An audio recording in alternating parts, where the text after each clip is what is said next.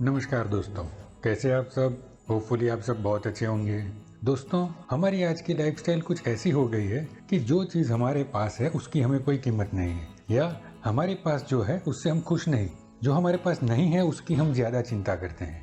ज़्यादातर लोगों का जीवन इतना व्यस्त हो गया है कि अपना खाली समय भी उन चीज़ों के बारे में चिंता करने में बिता देते हैं जिन्हें उन्हें दफ्तर में छोड़कर आना चाहिए था। वे अपने परिवारों के साथ हंसना, प्यार से रहना और उनके साथ प्रसन्नता बांटना भूल गए हैं, क्योंकि काम की चुनौतियों ने उन्हें निगल डाला है। अधिकतर लोग अपने जीवन के सर्वोत्तम काल को हर समय चिंता करने में बिता देते हैं। वे अपनी नौकरी, बिल्स, एनवायरनमेंट, अपने बच्चों के लिए परेशान रहते हैं। जैसा कि हम सब जानते हैं, ज्यादातर बातें जिनके बारे में हम फिक्र करते हैं वे घटती ही नहीं है। दोस्तों, संस्कृत में चिता और चिंता ये दोनों शब्दों में बहुत बड़ी समानता बताई गई है। अब आप पूछेंगे कि कैसे, तो सुनिए, चिंता और चिता में क्या समानता है।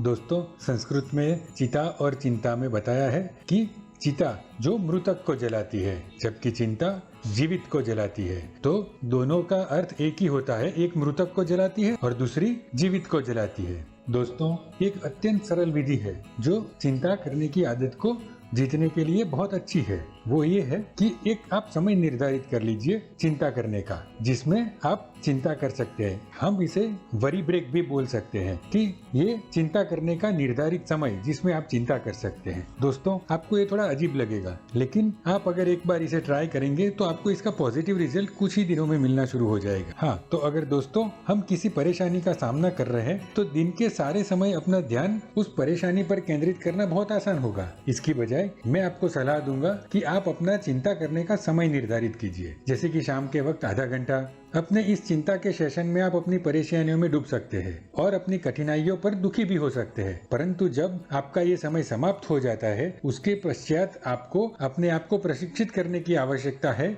जिससे आप अपनी मुश्किलों को पीछे छोड़कर कुछ प्रोडक्टिव कार्य कर सके। जैसे कि आप प्राकृतिक वातावरण में घूम सकते हैं, कोई इंस्पिरेशनल बुक पढ़ सकते हैं, या अपने किसी फ्रेंड के साथ बातें कर सकते हैं। अगर दिन में किसी और वक्त आपको लगता है कि चिंता की आवश्यकता है तो उसे आप बुक में लिख लीजिए, और जब आपका चिंता करने का सेशन आए, समय आए, तो आप उस चिंता पर भी विचार कर सकते हैं। यह साधारण परंतु शक्तिशाली विधि आपको धीरे धीरे अपने चिंता करने के समय को कम करने में मदद करेगी और धीरे धीरे आपको अपनी इस आदत से हमेशा के लिए मुक्ति मिल जाएगी। दोस्तों, मैं जानता हूँ कि ये सब करना इतना आसान नहीं है, लेकिन हम कोशिश तो कर ही सकते हैं। और हाँ, हम ये भी जानते हैं कि कोशिश करने वालों की कभी हार नहीं होती। दोस्तों, कोशिश करने वालों की कभी हार नहीं होती, इस सब्जेक्ट पर भी मैंने एक वीडियो बनाया है। इसका लिंक मैं डिस्क्रिप्शन में दे रहा हूँ और ऊपर आई बटन में भी दे रहा हूँ। तो दोस्तों, कम से कम आप कोशिश तो कर ही सकते हैं, और कोशिश करने से ही हमें कामयाबी मिलती है। तो दोस्तों, आज के लिए बस इतना ही। अगर आप इस चैनल पर नए हैं तो इसे सब्सक्राइब और बेल आइकन दबाना मत भूलिए, ताकि भविष्य में आने वाली ऐसी मोटिवेशनल और इंस्पिरेशनल स्टोरीज आपको तुरंत मिलती रहे। धन्यवाद दोस्तों।